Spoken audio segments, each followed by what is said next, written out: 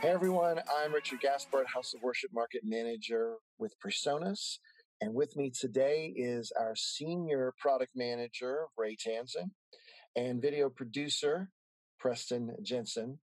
And we just want to give you guys some inspiration and some information about streaming, and especially in the church world. I'm a church guy myself. I'm not just the House of Worship guy at PreSonus. I'm a church worship team bass player. I do all the post-production audio for my church. I was on staff there for about a decade and a half.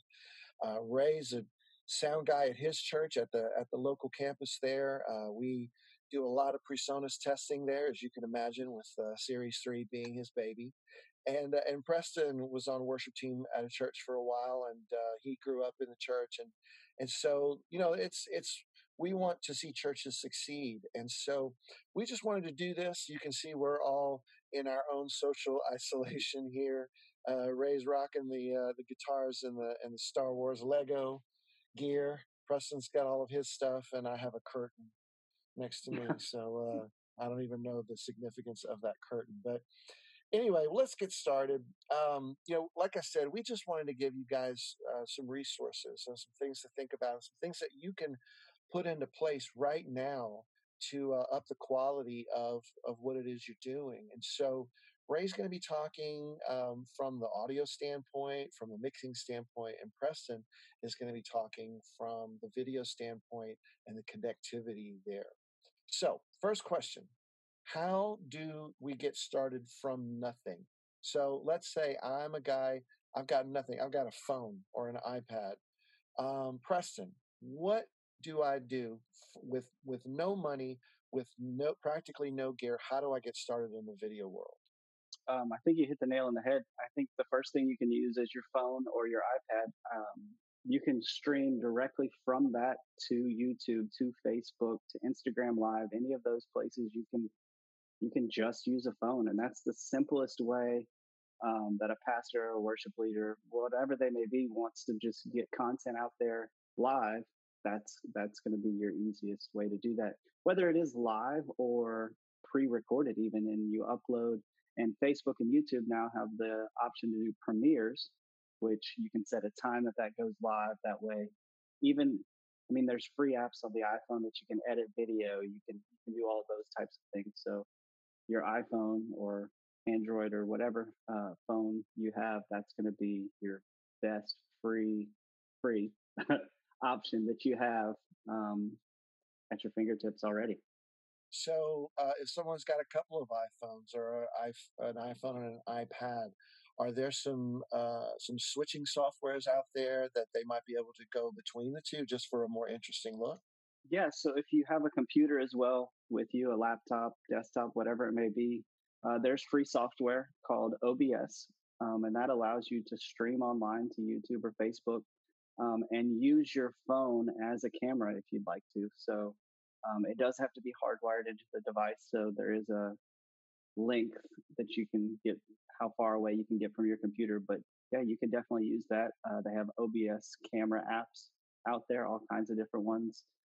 The one that's made by OBS is, I think, $15. So that's a one-time purchase for all your devices. So Yeah, so at my church, they're actually continuing small groups in a video conferencing way. We're actually using the application Zoom right now, and our church small groups are doing Zoom meetings, and where people are able to kind of keep those relationships open. And really, I mean, we think of it as teleconferencing, for business, but I mean, this is just as much friendship and relationship oriented stuff, and it's free. for So sure. why not take advantage of that? Yeah, So Ray, oh, sorry, go ahead. There's Zoom, there's Google Hangouts, there's Facebook video, all these things for what you're saying, especially like in the small group setting. I mean, even today at lunch, there's a group of guys that we go to lunch pretty regularly and haven't been able to lately. And we had lunch on Google Hangouts today and just talked about our day and what was going on and life. It was pretty cool. So lots of technology out there for video from us straight from a device without having to have any extra gear. Very cool. So Ray, same question, but in the audio world. If I've got just a phone or an iPad or something very, very simple with, very small microphone, what can I do just from square one to make that sound better? Yeah, so and if you're just using the built-in sound of whatever the device is, whether it's a tablet or a phone, the main thing you want to do is pay attention to your proximity to it and what the room acoustics are that you're in. For example, if you take a look at the room that Preston is in, we've got a wood floor, not a lot of stuff on the walls. So that's going to be a liver room. It's going to be more reverberant. Whereas the room you're in, Richard, with the curtain in the background, that's going to deaden things up a little bit. So it's not going to sound as echoey. So that's one way, is just pay attention to what room you're deciding to choose to do it in and what you have in that room that might act as acoustical reflection or absorption material in that room. That's really going to make a huge difference. The other thing is, if you happen to have something like earbuds, Preston's got them. I'm using mine just to listen while I'm using my microphone for the mic.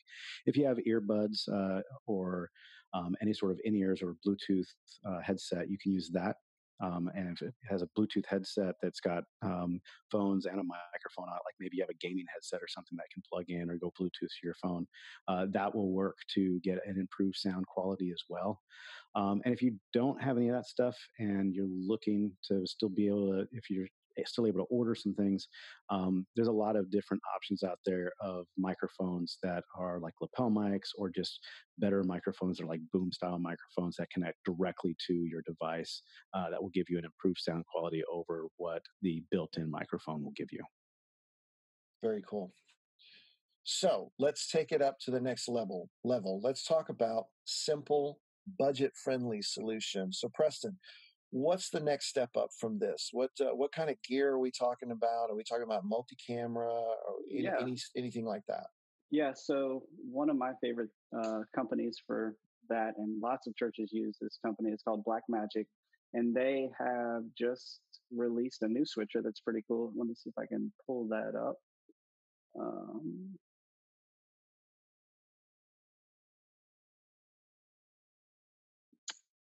Let's see, can you guys see that?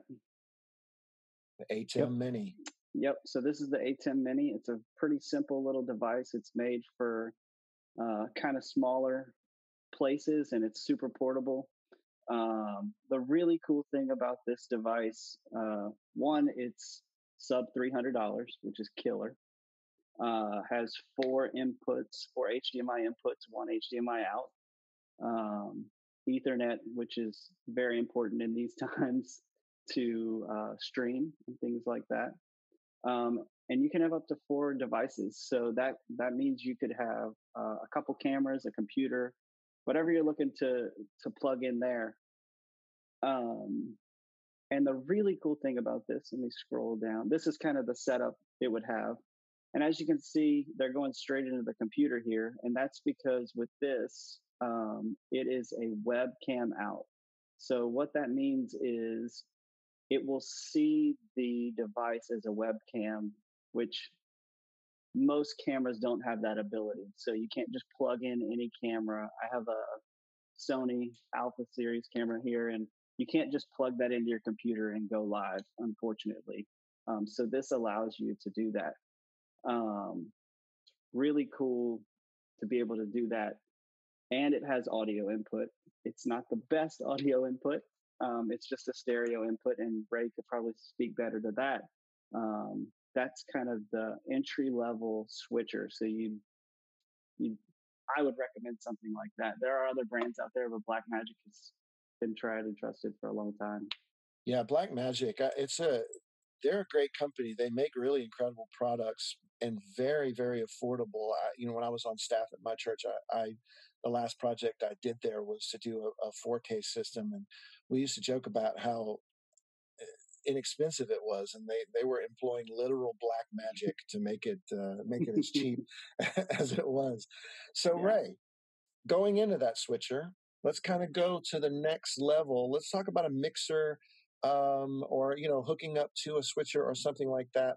What would you do in a scenario that right there? So, I mean, if you're going the route where you're going to be doing multiple cameras or going through a switcher or something like that, really your best bet then is to have an audio mixer. Whether that's an analog mixer or a digital mixer, that will give you the ability to bring in multiple sources. So you can have some playback music, or you can have, if you've got an instrument that you're playing, to do like a little worship song or something leading into it, or depending on your location and what's going on, being able to just basically bring multiple sources, your microphones and stuff, and that will give you the ability then to mix all of that on the mixer, and then just feed that mixer either into a switcher like what Preston was just showing, or if you have the connections, you can just do it directly into one of the cameras. And so you can record directly to the camera or go in through that switcher. But also, if you're not necessarily doing a multiple camera type of a shoot, or if you're using software like OBS to just do stuff through devices and cameras connected on your computer, you can also use either a digital mixer connected up to your computer if it's got like a USB connection. So like our Studio Live AR series or analog mixers that have USB interfaces built into them, and then our digital mixers, of course, with the Series 3 have USB built in them. So you can feed that directly into the computer and be able to bring your sources in directly to the computer if you're doing it that way. So an audio interface would also work for that. Whether USB audio interface or, like our Studio series or even our Thunderbolt Quantum interfaces, those would also work again. So if you're doing it software based with something like OBS with multiple feeds coming in OBS, then you can do the interface or a mixer with an interface built in.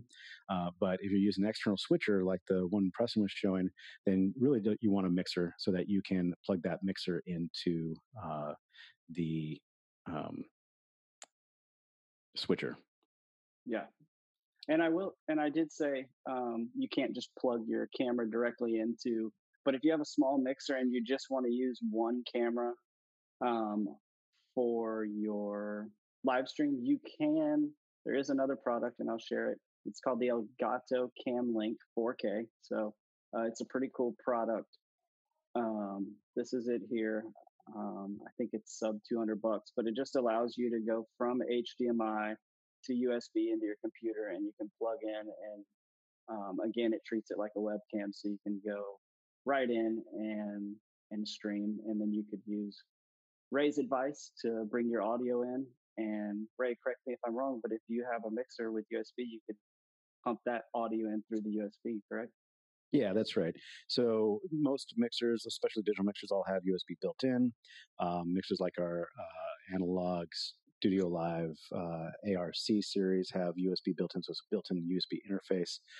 So you can use those. You can also use an interface, and you have an audio interface, a simple 2-channel audio interface like our Audio Box USB would work.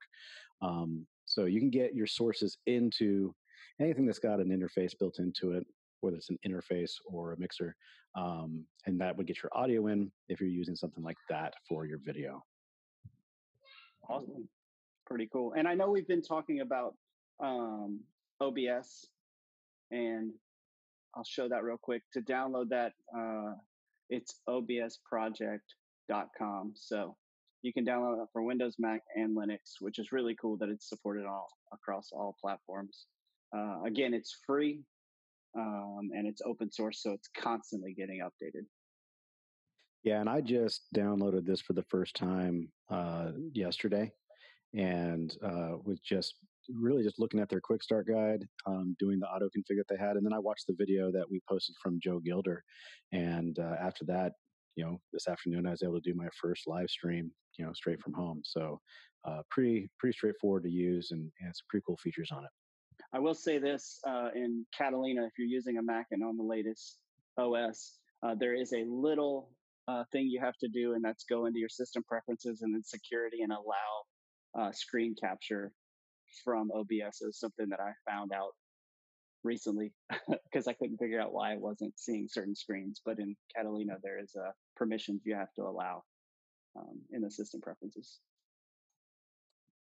So moving on, let's go to the next level. Now, at this point, if a facility's already got all of this stuff in place, this infrastructure, multi-camera, a mixer, and everything, what can we do in that scenario? So, Preston, in the video world, I mean, obviously now we've got a team of people. We've got a director, an assistant director, perhaps maybe 3 or 4 camera operators, an audio guy. How do you navigate that? Now, and this is going to be more kind of like the philosophy behind keeping people motivated and things like that. What are some things that you would tell church media guys who are at that level? So right now, with everything going on in the world, and we're all at home, I would say put things on tripods and try and have a minimal amount of people as possible. So it doesn't have to be this giant production every time.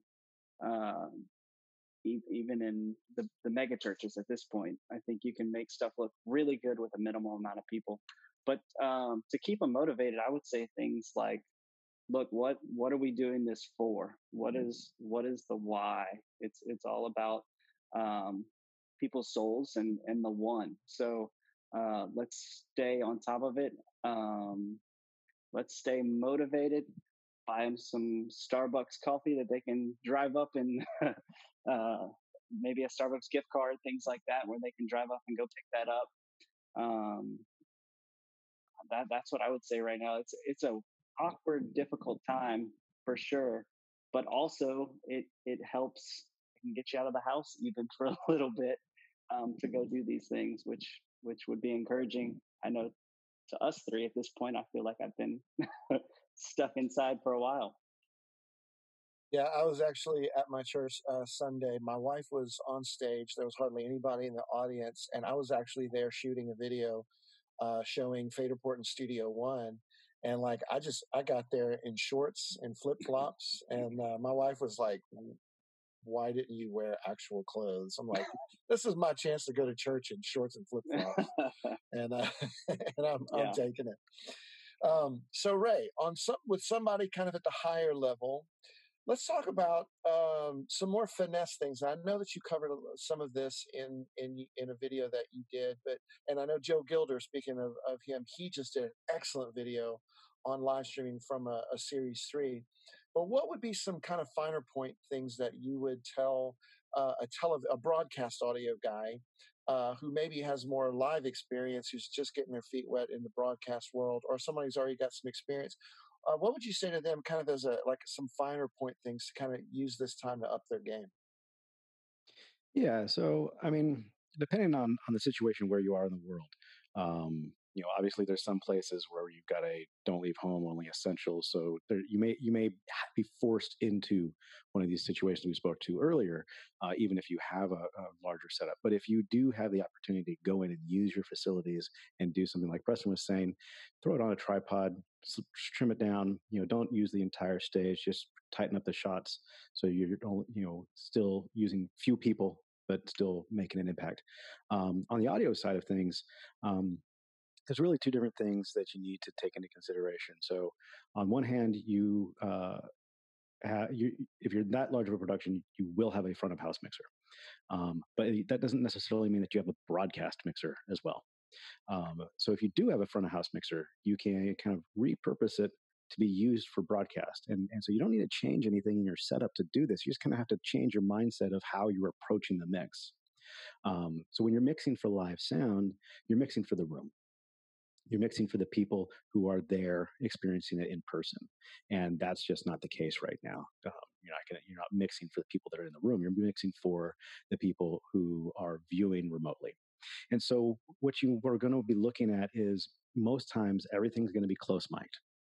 So if you've got a drum set, lead vocals, acoustic guitar, things like this are going to be close mic'd, and you don't have the acoustics of the room to be portrayed. So you're going to want to put on some reverb if you don't. And if you do have some reverb, you're probably going to want to look at boosting that up just a little bit to kind of add some of the room and add some of that back into the mix as it's going out to broadcast.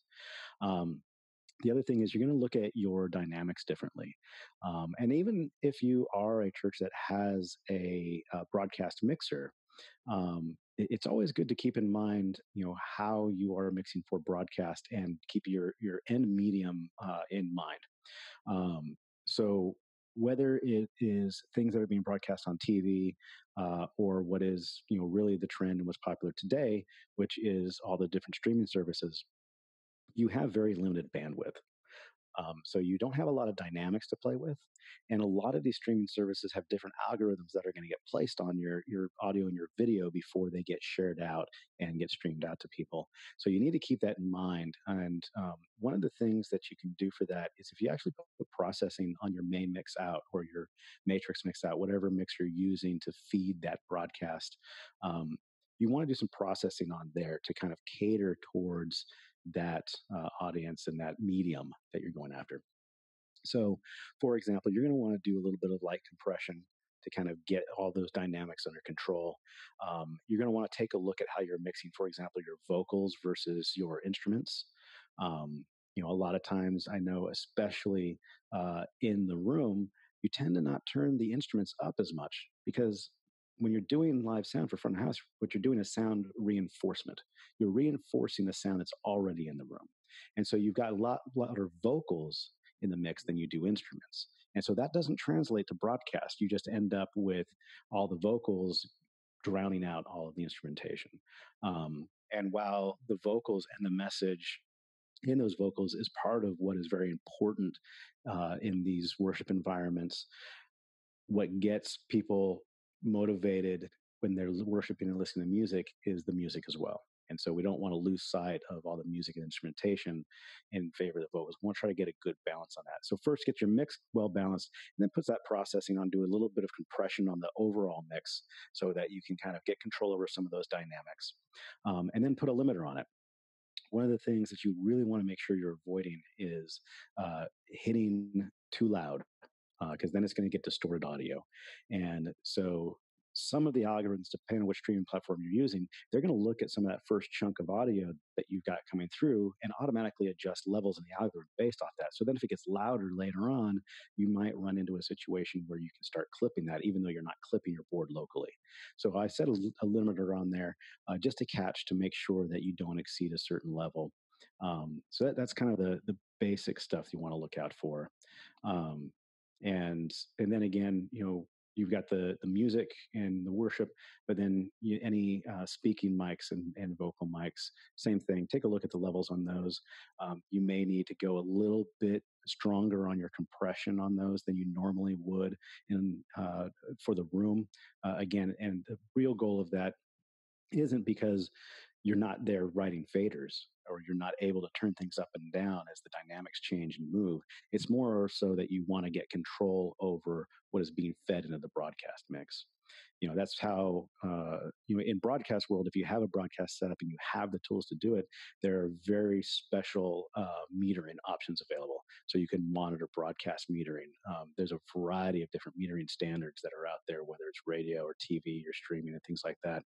And so if you have that equipment and gear, that's great. If not, just make sure you get like a good solid level. Kind of a general rule of thumb, if you're using a digital mixer, the level is typically set that minus 18 dB FS. So that's a minus 18 decibel full scale So on a digital mixer, your output meters and your meters are what's called full scale meters because it's digital. So you have usually a minus like 70, 80 or infinity. And then the top of your scale is 0. If you pass 0, you clip because it's digital audio. In the analog world, it's a VU meter. And so typically, you have a VU meter that, depending on the equipment, might be calibrated to +3, +6, +9 dB VU. But the golden target you want in VU is 0 VU. And so typically the way a lot of the equipment is calibrated, a lot of the mixers, is that -18 dB FS. So when you're seeing -18 on the output meter of your mixer, you're at about 0 on a VU meter.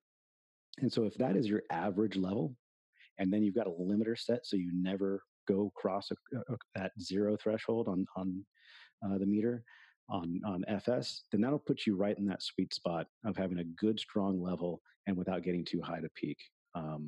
So, take a look at those levels, make some adjustments, get some compression on there, throw a limiter on there. That's really going to help. And then, if you're repurposing your front of house mixer for broadcast, just keep in mind that you want to approach some of the ways that you mix and add effects a little differently for an audience that's not in the room. That's awesome. Hey, I will say this, a couple of questions I had about that. Would it be different for live versus pre-recorded? Would that make a difference or no?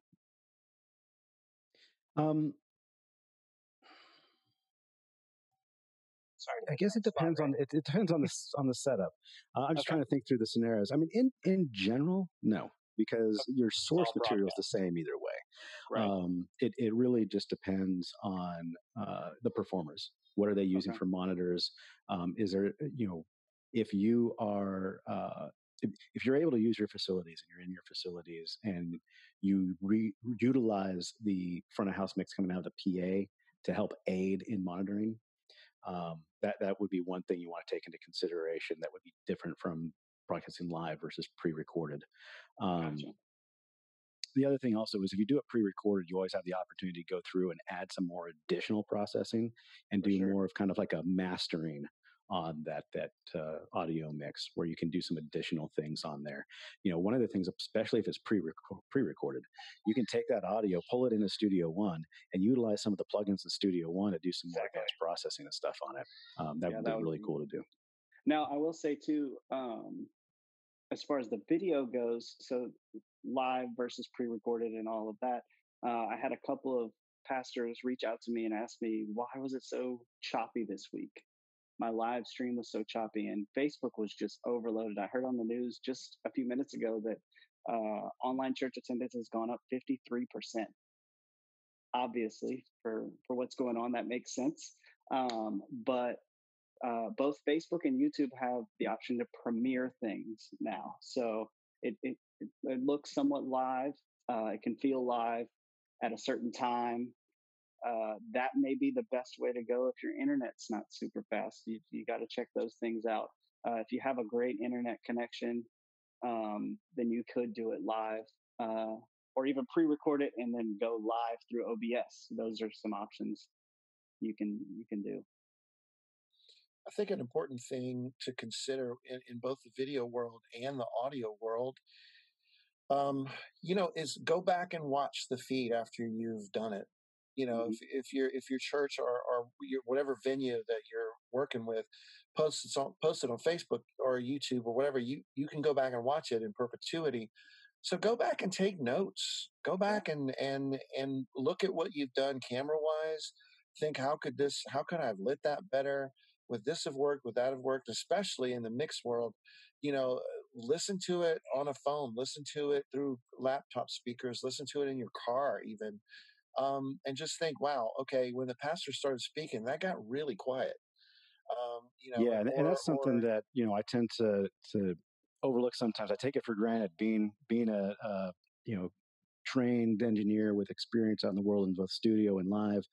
One of the things that we do in the studio when we're mixing down in the studio is we always have multiple sets of, not always, but we typically have multiple sets of monitors. We're always checking on different types of monitors.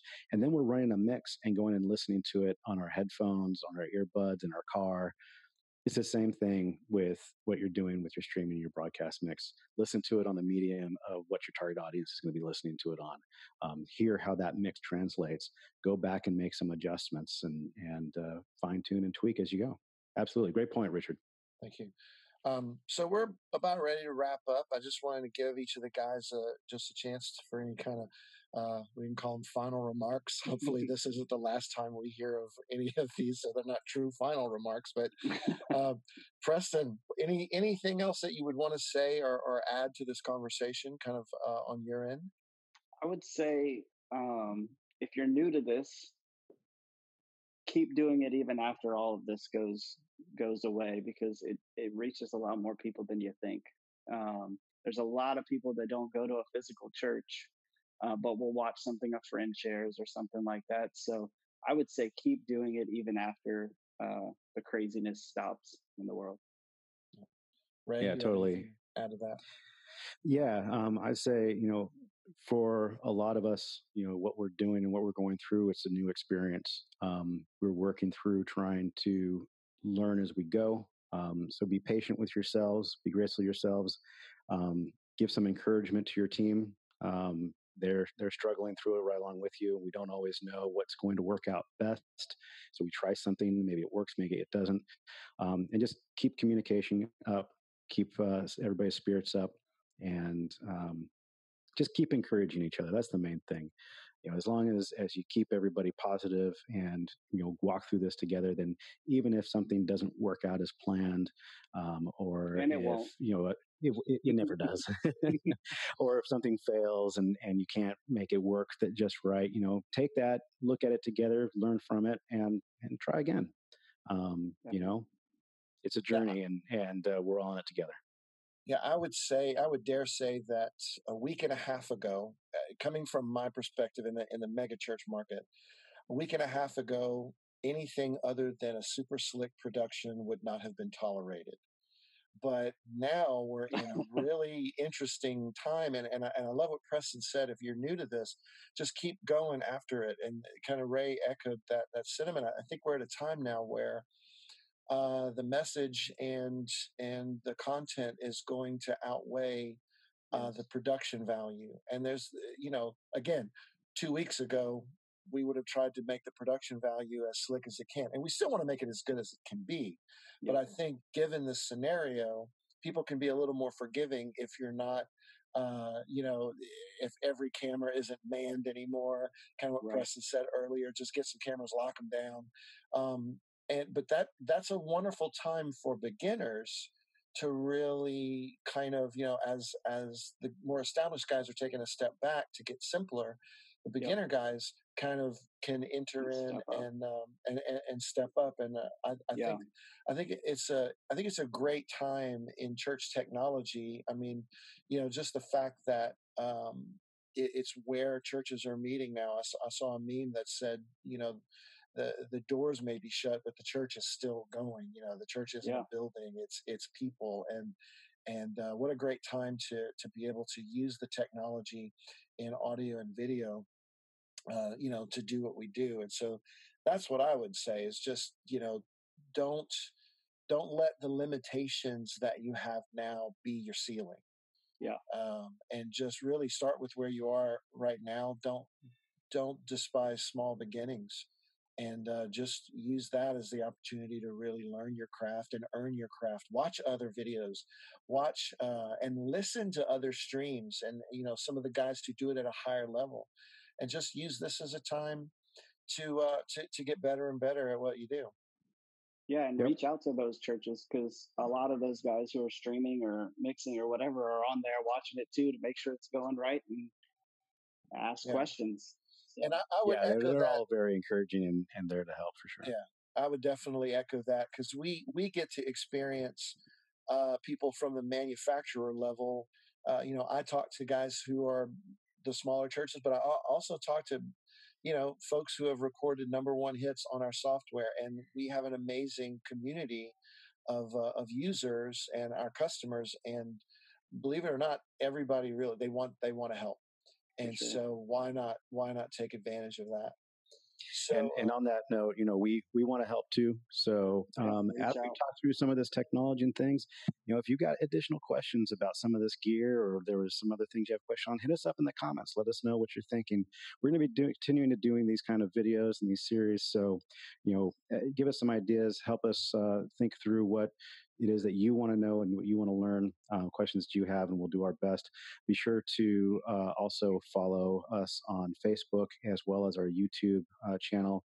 So we're going to continue to post these kinds of information, and we continually look through all of the comments and the feed so that we can understand better what it is that you're trying to accomplish, and we can help you out the best that we can. Very cool.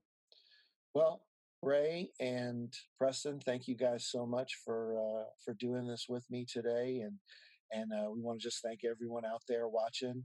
We're not here just to sell mixers. We want to sell mixers, obviously, and we want to sell software, but we really want to be a resource. We want to help churches do what they do. For me, it's a higher calling. For me, it's more than just being a sales dude. I really view this as my opportunity to do ministry from my secular job. And so I just appreciate everybody being with us today. And as Ray said, just, keep coming back for more and more videos.